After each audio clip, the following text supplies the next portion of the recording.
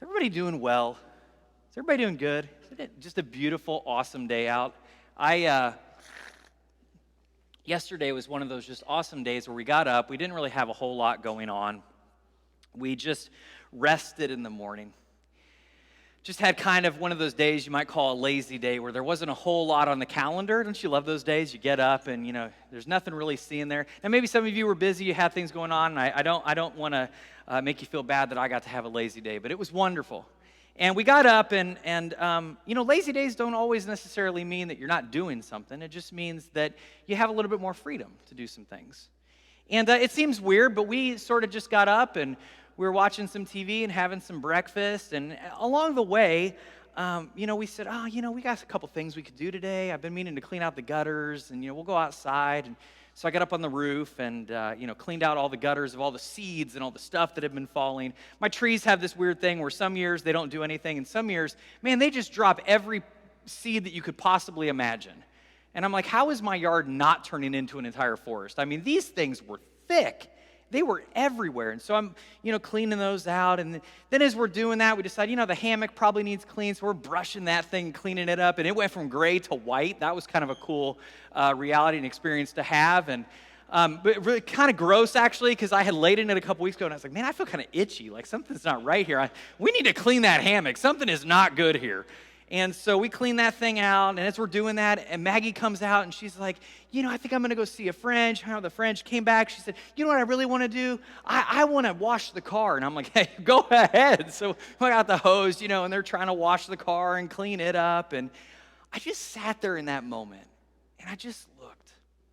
I was looking at the yard. I was looking at my family. I was just in this experience and just had this sense of gratefulness. Just this sense of, man, I am so thankful for this reality in which we live. To be able to have this home, to be able to have this community, thinking about just, we were telling the girls, we said, guys, this is just something we've always wanted. We have friends in our neighborhood. We have a place to walk. We have, trees in our backyard. This is just so awesome. And it wasn't, really, it was just a sense of just gratitude. Just that sense of, man, I'm just so thankful in this moment. Sometimes I think we miss that opportunity to just stop, to just be thankful for what we have. And that can happen in times where we have more than we need.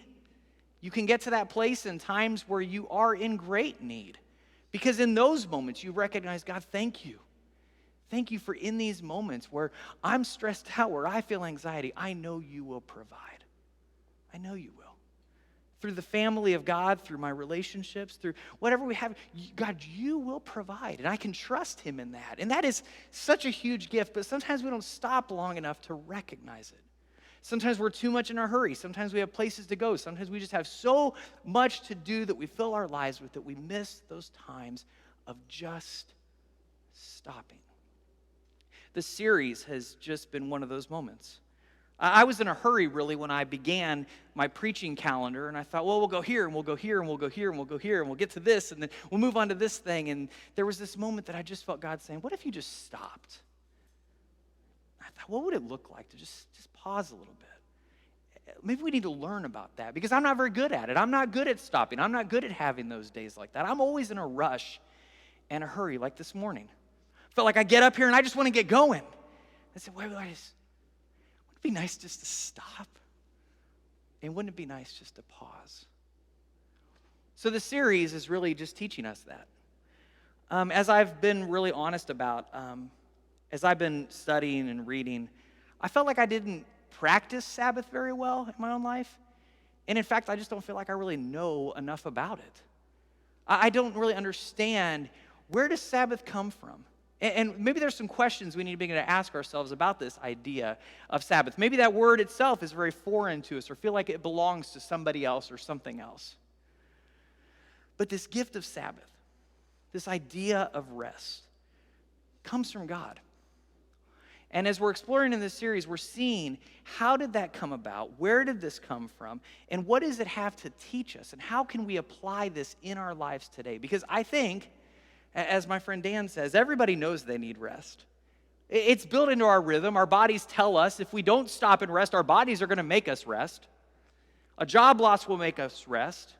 Some kind of tragedy in our lives will make us rest, and we will recognize, I need to stop. I need to pause. But what if we made it a rhythm? What if we made it just the same as walking and waking and breathing? The idea of rest just became a rhythm in my life. What if it became a rhythm in your life to just stop, pause, breathe, rest, and practice the art of the Sabbath? Now, I have some thoughts. I think we'd have less stress, right? Probably, right? I think we'd have a whole lot less anxiety. I think we'd be a lot more grateful as people if we did that. I think we would be probably more aware of our surroundings and how we spend our time. I think we'd be more honest about the gifts of our lives. So let's learn it together. Because, man, I need more of that. It's kind of like when we think about, what do we learn in church? I learned to love. Well, the world needs a lot more love. I learn about the reality of grace. The world needs a lot more grace. And here I learn about rest. Man, the world could use more rest. And I could use more rest. Last week we began to talk about, where does this come from? Well, we went to the very beginning, to the book of Genesis, and we read these words. In the beginning, God created the heavens and the earth. Now the earth was formless and empty. Darkness was over the surface of the deep. And the Spirit of God was hovering over the waters. And God said, "Let there be light." And there was light. God saw that the light was good, and he separated the light from the darkness. God called the light day, and the darkness he called night. And there was evening, and there was morning, the first day. Now what's cool about this is, as I read that, I always feel myself kind of leaning into reading it dramatically. I always find myself wanting to hear like James Earl Jones like reading that, because it just has this sort of pattern to it, this sort of, doesn't it feel poetic? Doesn't it feel full of art? And it should. As we learned last week when we read this passage, the book of Genesis begins with these words that are actually a poem. And it's easy to miss that they're a poem because we have translated this from Hebrew into English. But even in the English, if you listen to it, you can hear there's a cadence here. You can hear a cadence and a pattern as the author begins to describe this act of creation. This cadence and pattern that the author writes with talks about things as in creation. He talks about things as an evening into morning. He talks about the first day and the second day and the third day. And it just sort of has this flow and this rhythm to it. In our Western mindset, we miss this idea of poem because we get so caught up on the idea of, well, is this talking about astronomy? Do I need to learn about how things are ordered there? That's not really what the poem's about. We think to ourselves, well, maybe this is about zoology. Is it about those that? No, and it's not really about that at all as well. The author isn't describing zoology. The author isn't even describing anthropology and the study of humans and how we function and serve and what God wants for us in those areas. That's not really what it's about. And when we read it through that lens, when we try to apply sort of this Western mindset of that's what this is a zoology or an astronomy or an anthropology book, we miss the point. This is an ancient Near East text. And like other ancient Near East stories, the author's intent is not how we got here, or even when we got here, but why are we here? If anything you remember as we talk through things, especially texts like this, I really want you to hear this. Let's stop asking things that the text is not asking. It is not asking how we got here or when we got here, but why are we here? Who are we? Who is God? What is God like, and what does God want for us? It's really incredible because this was written in a time where there were all sorts of questions. What was probably an oral tradition had begun to be written down because the people were asking questions. They had been exiled for their land, they'd been placed somewhere else, and they're looking around, they're saying, who are we? Who are we as people? What makes us special? What makes us unique? What does God want for our lives? And so they begin to ask these questions. Other cultures ask similar questions all throughout history. So we find sort of all these interesting places where there are parallels, and some of them are incredibly obvious to this. So we see these other stories, we see this story, ancient people asking questions. Who are we? Why are we here? What does God want for us, and what is God like? As we find those parallels and those same questions, we don't ignore them. We lean into them. And so we ask good questions like, well, how is this story different than maybe some of the other stories we find that are asking similar questions and maybe even have some similar answers? How's it different? What is the author trying to help us understand? Why do these words matter to them? And how do they matter to our lives today? As we ask those questions, we carefully learn from ancient words like this. And one of the things that we learn is found in the last line of this poem on the metaphorical seventh day of creation. It says this: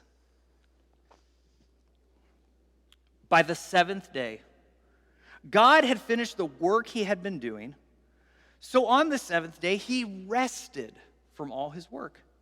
Then God blessed the seventh day and made it holy, because on it he rested from all the work of creating he had done. So remember, what's different about this? What's going on here that's unique? What is happening in the cadence, the pattern of this story that we're reading, this poem? God creates, it's evening, it's morning, the first day. God creates, it's evening, it's morning, it's the second day. God creates, it's evening, it's morning, it's the third day. God creates, it's evening, it's morning, it's the fourth day. Oh, and by the way, and then he says, it is good, what is here is good. He continues to create on the fifth day, it's evening, it's morning. The sixth day, creation, evening, morning, good. The sixth day. And then we get to this seventh day. God blessed the seventh day, made it holy, because on it he rested from all the work of creating that he had done. And this word rest we talked about last week is so cool. It comes from the Hebrew word Shabbat, which found its way into Greek, eventually into English, which is why we have this unique word Sabbath. And what the word looks like, it looks like the author is saying, well, God simply rested. And that would already be a completely unique concept. This God is already a strange God. He seems to enjoy his creation. He seems to love the things that he's created. He seems to want good for that creation. That's a unique concept already in some of the ancient Near East literature. But then this God does something completely strange. He rested. He seems tired. He apparently took a nap. We look at it and go, well, I don't understand. Isn't he God? Isn't he powerful? Didn't he just rip apart things and make day and night? Didn't he just bring all the chaos into order? Why does he need to rest? Doesn't he have all this power? Apparently he can make himself a Serta mattress and just take a nap. He has the power to do that.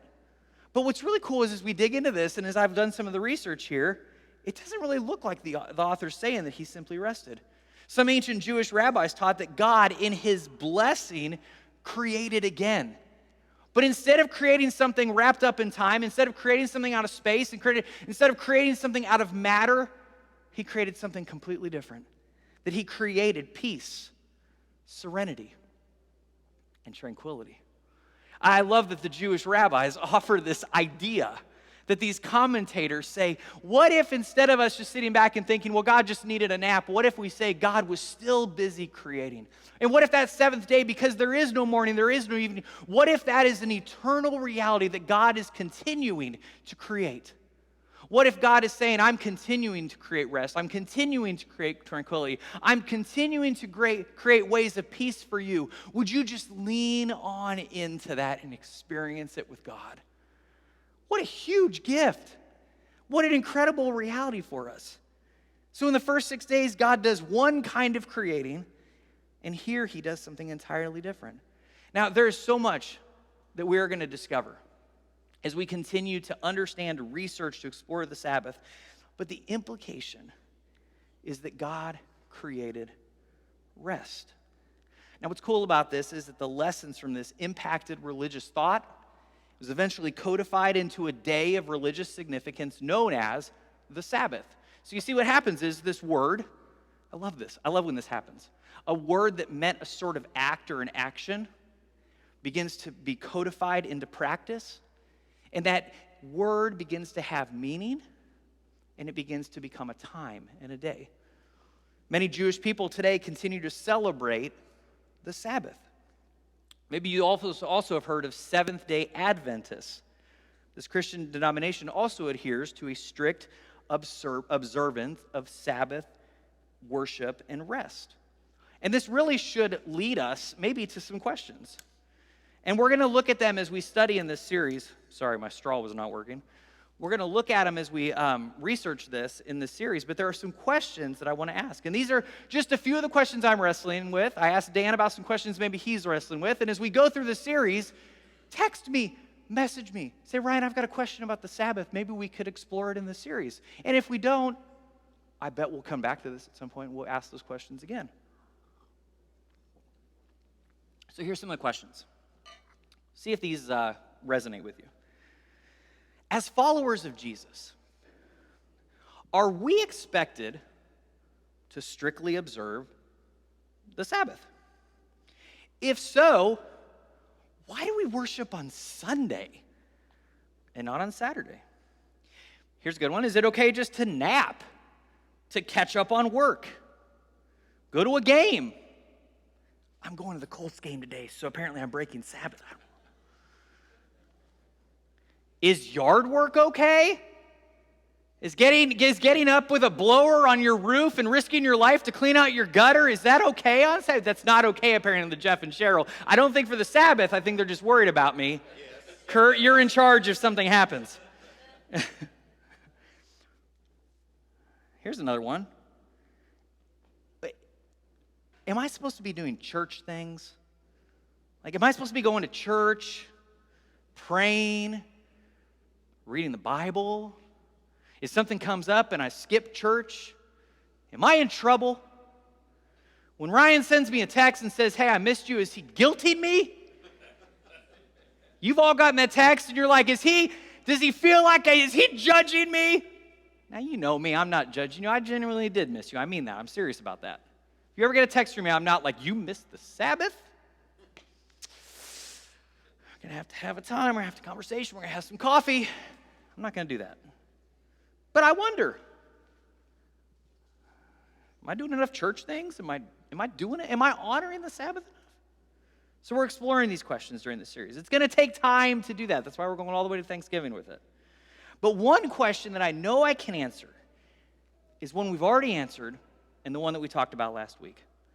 Like God, do I need to rest? Even if we know that word isn't necessarily that God took a nap, God didn't create pillows and sheets on the seventh day. Maybe, I don't know. But am I just supposed to lay down, take a nap? Do I need it? Again, the answer we already know is yes. I know this because I'm still thinking about napping. So hold back your yawn, or don't. Maybe we need some holy yawning taking place in this space today to remind ourselves of the need for rest. But as you yawn, you're yawning, I saw it, I know you did. As you're yawning, as you're thinking about a pillow, as you're thinking about taking a nap in your most comfortable bed in the entire world, lean into this with me. Our culture of hurry, our culture of busyness leads us, we know this is not rocket science, to anxiety, noise, and stress, right? God wants for us, and we know we need margin, quiet, and the relief that we find in trusting something other than our own work. Right? I need to know that I can trust something outside of myself. And that's really what I want to explore today. The art of the Sabbath found in trust, found in God's provision. So to do that, we're going to look at a story in the book of Exodus that, like Genesis 1, forms the foundation upon which we can build a structure of the theology and practice of Sabbath. So what we're doing, and what we're going to see over the next couple weeks, is really what I want to begin to first do is help us to think about it. we're all building theological houses, and we're always, sometimes we're tearing down walls of those houses, sometimes we're tearing down the roofs, we're kind of rebuilding those things. We're always rethinking the context and the understanding of how we understand our theology, because it's a work in progress through our lives. But sometimes what we want to do is we want to sit back and we want to say, okay, so I kind of understand what that looks like. I see what the house color should be. I understand how to place this in here. I know the work I need to do on it. But the best thing we can do is begin to build the foundation first. I need a foundation for why I understand the way that I'm going to practice this. Now, does that mean that foundation is right for everybody else? Not necessarily. Not necessarily. People come to different places in their foundation, but I want our community to have a foundation of theology so we can build the practice of the Sabbath into our community and into our lives. So let's go to Exodus 16, an important text that helps us to develop this. Exodus 16 begins like this.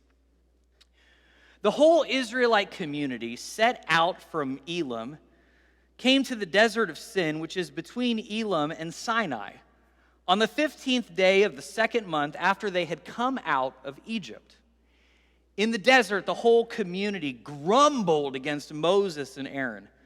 The Israelites said to them, "If only we had died by the Lord's hand in Egypt. There we sat around pots of meat and ate all the food that we wanted. But you have brought us out into this desert to starve this entire assembly to death." Now, if you remember, we'll just give a little background here. The book of Exodus is telling the story of God rescuing the Israelites from slavery in Egypt to a place that they called the Promised Land. And sometimes I think we have to think about that again. They're being rescued from slavery in Egypt to the Promised Land filled with milk and honey. Yet these people, when we reach this point in the story, the rescue had already taken place, the journey had already begun, but they begin to complain.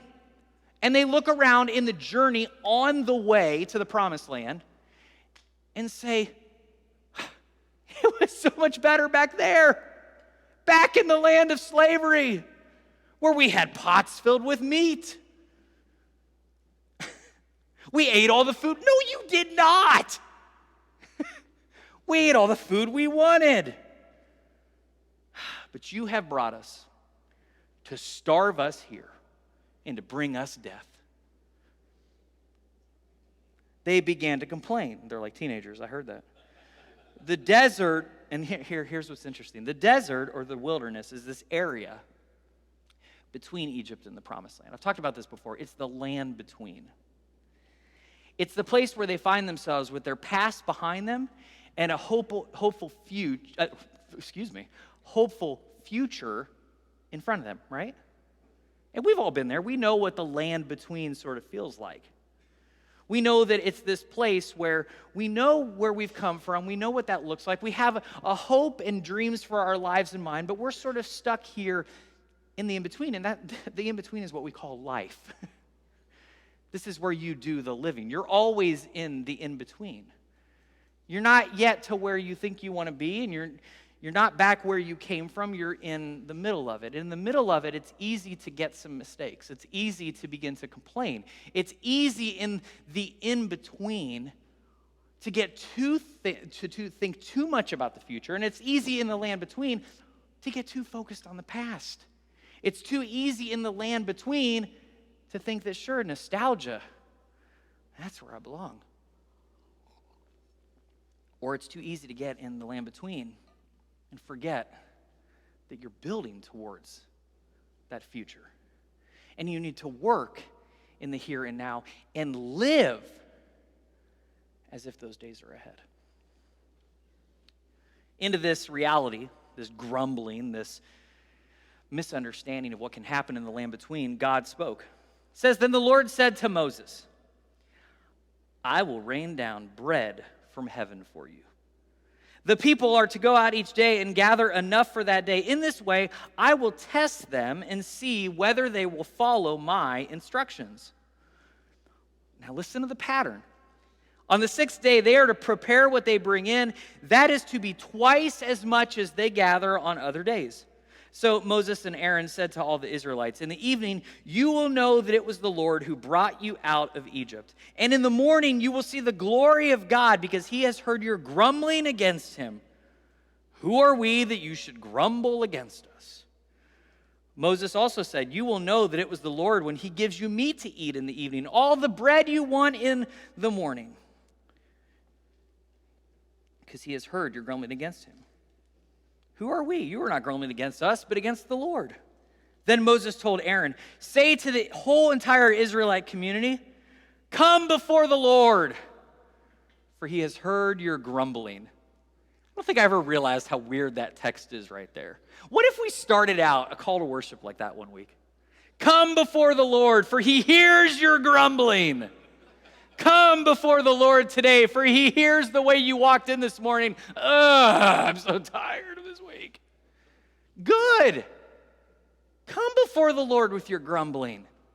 Come before the Lord because he does hear you in that. That's awesome. God can handle my complaints. I like that, God. I like that. So come before the Lord. He has heard you. While Aaron was speaking to the whole Israelite community, they looked toward the desert, and there was the glory of the Lord appearing in the cloud.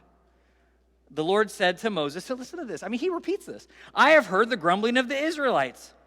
Tell them, at twilight you will eat meat, and in the morning you will be filled with bread.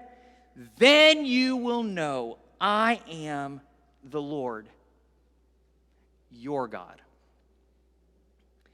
And in this moment, God provided for them. The story goes on. It says, "That evening, quail came and covered the camp. And in the morning, there was a layer of dew around the camp. And when the dew was gone, thin flakes like frost on the ground appeared on the desert floor." So man, they get quail and frosted flakes. "And when the Israelites saw it, they said to each other," I love this. "What is it?" For they did not know what it was. So now think about this. See, this is the problem. Moses and Aaron get up and they say, "God heard you, and here's what God is going to do." Then God provides, and people go, "Well, what is it?" "He just told you. You were so busy, they're still grumbling." "Oh, what's he going on about up there? He's probably telling us we're not supposed to be arguing with God about stuff. Moses again, here you're out in the desert again. We're out here, blah, blah, blah, blah." They're not listening. They're not looking. They're not paying attention. And so they come to this moment. They look at how God has provided, and they go, "What is it?" God provided. They didn't understand it. And here's the deal. How often has God provided, and you were too busy to see or understand what was happening? Man, how often has God provided, and you were so stressed out, you were so filled with anxiety, you were so worried about something else that you didn't even see what God was doing? This is literally my story during the pandemic. It is hard to lead a church any time of day. It was really hard to lead when I couldn't see my friends, when I felt like we're just trying to figure this thing out. And what happened was, this is amazing, God provided over and over and over again. But sometimes I was too busy. Sometimes I was too worried. Sometimes I was filled with too much anxiety to see what God was doing. We're entering another season where this is really a new beginning for the church. We just sat and we began the budgeting season. We're putting pieces together. This will probably be the lowest budget in the history of Southeast non-pandemic years. That's a great thing. We are lean and we are mean. And we can make some choices and decisions. We're just going to push. And I said, well, I don't know how this is all going to work out, because we got some savings we can pull from. We can do some things, but God's going to provide, because God has always provided. If we continue to trust in the Lord and what he's calling us to do, he will provide. And the question is, will we see it? I don't want to get to a place where God has provided for us as a church and we don't see it because we're too busy and we're not looking. Let's celebrate.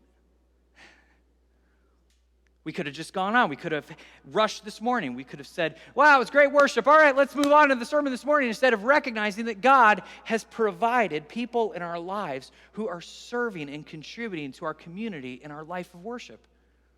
Let's stop. Let's smell the roses. Let's see what God is doing. And then it's okay. If we look around and we don't know what's happening, ask good questions. What is it? If we say, I can't tell what God has done here, but God is doing something here, let's start asking good questions. Let's go, well, what is it? What is happening? What is it that's taking place? And I think we're going to learn something. Well, Moses helped them interpret this experience. Moses said to them, and I don't know, did he say this deadpan? Or did he say this mad? Or did he just say it matter of fact? It is the bread the Lord has given you to eat. I don't know, did he say it like a preacher?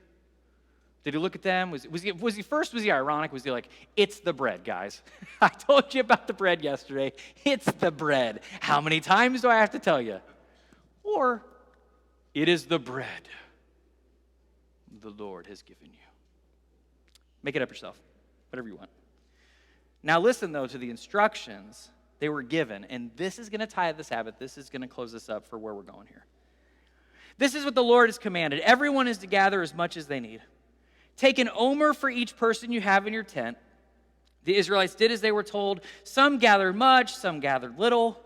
And when they measured it by the omer, the one who gathered much did not have too much, and the one who gathered little did not have too little. Everyone had gathered just as much as they needed. Don't worry about the measurements. You can look up in your study Bible later what an omer is. But the point here is they gathered just as much as they needed. Everybody was satisfied. Everybody's needs were met. Then Moses said to them, no one, and here's the key, no one is to keep any of it until morning. Finish it. Don't try to keep it. You have enough, and enough is, I feel like it's like Willy Wonka. Enough is enough. An everlasting gobstopper is enough. You don't need an everlasting gobstopper. You don't even need two. You have enough as it is. However, surprise, surprise, some of them paid no attention to Moses. They kept part of it until morning, but it was full of maggots and it began to smell. So Moses was angry with them. So some of them didn't follow the instructions. They shifted away from trust. But listen to this. Others trusted. They understood. They waited until the sixth day to gather twice as much. And here's the question. On that sixth day that they gathered it, and they held on to it, they left it, would it be full of mold? Would it be full of maggots? Can I trust God in this? Each morning, everyone gathered as much as they needed. When the sun grew hot, it melted away. On the sixth day, they gathered twice as much, 2 omers for each person. And the leaders of the community came and reported this to Moses. He said to them, this is what the Lord had commanded.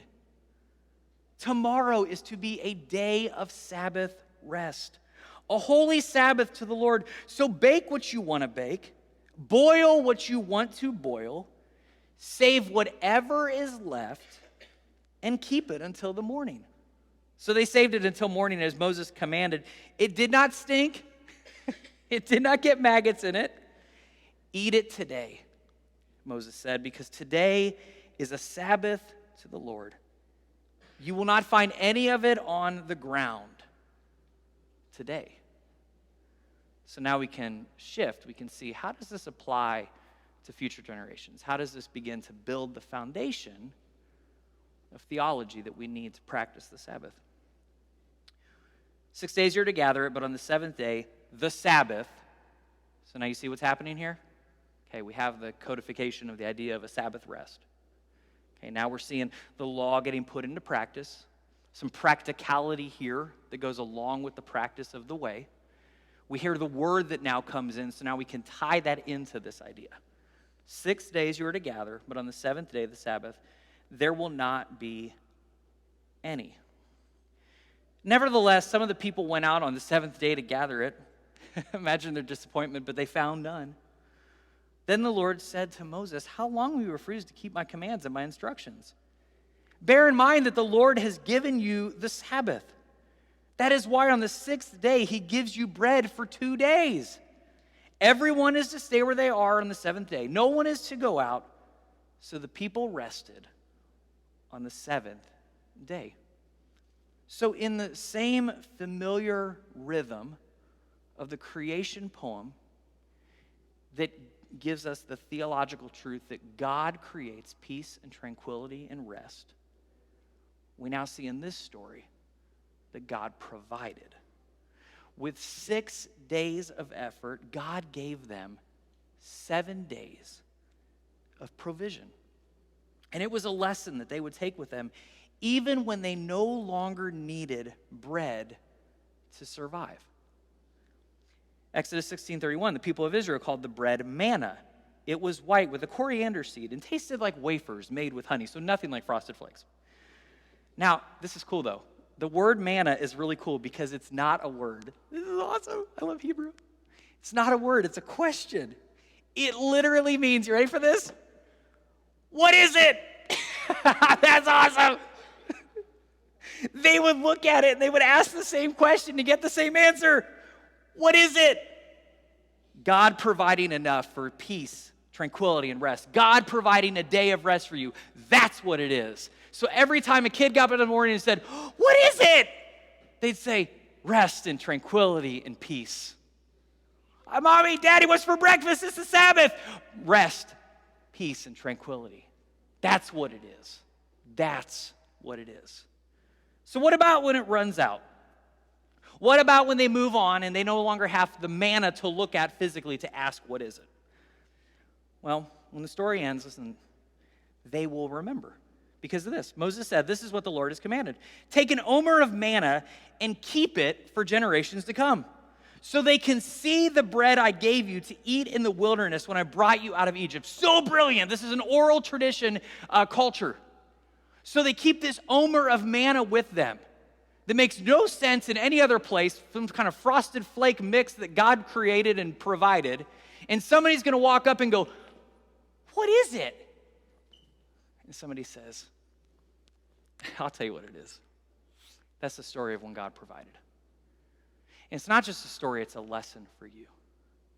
So you understand that God has provided and given you a day of peace and rest and tranquility. Isn't that cool? Now listen, there's a key word in here. Generations. Take an omer of manna and keep it, not for yourself, for the generations to come. Cheryl, you see what I'm saying here, don't you? If we practice the Sabbath the right way, we will literally break the broken, busy cycle that causes so much anger, frustration, and sadness. We will create for Lee. Nope. It's fine. Daddies are too. We will create for our children. We will create for the next generation a pattern, because we learned a broken pattern. We learned a busyness and anxiety that we shouldn't have. The next generation does not need that garbage in their lives. They need to learn about peace and rest and tranquility. Let's give that to them. So let's go on. So Moses said to Aaron, take a jar, put an omer of manna in it, then place it before the Lord to be kept for generations to come. As the Lord commanded Moses, Aaron put the manna with the tablets of the covenant law so that it might be preserved. The Israelites ate manna 40 years until they came to a land that was settled. They ate manna until they reached the border of Canaan. Now, the Sabbath for us is like the land between. It's not the week that was or the week that is to come. It's a time in between where we get to reflect on the goodness of God. During Sabbath, you don't wish for your past. You don't obsessively worry about your future. You rest in the grace of this moment and learn from God that His faithfulness in the here and now. And to do that, you reflect on your trust.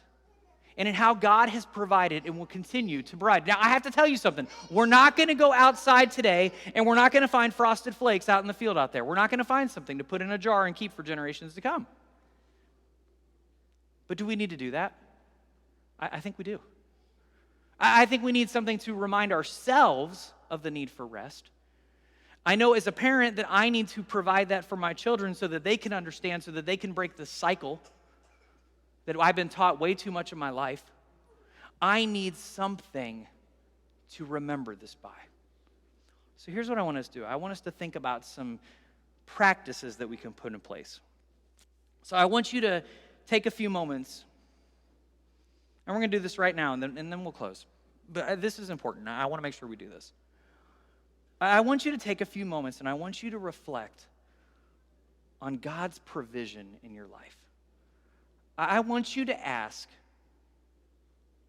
what is it? Stop, just here. I don't know where you are. I don't know if you're on a mountaintop experience right now. I don't know if you're in a really deep valley. But in both of those places, God is providing. And you need to be asking, what is it? How has God provided in a way you could have missed if you had stayed too busy to see it? And in reflection of that, how can you continue to trust in God? Now, if you don't have your phone out already, take a phone out. Everybody's got a phone. If you don't have a phone, write on your finger or something. I don't know. But if you've got a phone, take a phone out. iPad, something. And pull up some kind of note-taking app if you just want to, even if you just want to text yourself. Go ahead and just text yourself a message. So note-taking, reminder, something like that. And I want you to ask these questions. And I want you to begin to write down some answers. As you look at this last week, how has God provided? You don't need to overthink it, just a simple question. In what way have you seen God provide? It doesn't have to be a physical thing. It can be an emotional, it can be a friendship. It can be just something that happened that you're like, man. Now, here's what's cool about this. This doesn't have to be an overly spiritual thing. Remember, God is the creator of all of this. So anything that has come into your life that has blessed you in a good way is a gift. So this doesn't have to be one of those moments that you say, I have to specifically sit back and think about the way that God did this. Just in what way have you seen provision in your life? How have you been provided for? Now, even to advance that a little bit, this could be as simple as, you know what, I have a good job. God gave me some people around in my life, in his good creation, that has developed into a place of good work. Maybe it was just sitting and you're cleaning off your hammock and you're resting in that moment. And you're just like, man, God has given me a place of rest and goodness. You look down the street and you see your friend's house and you say, man, God has given me the gift of friendship.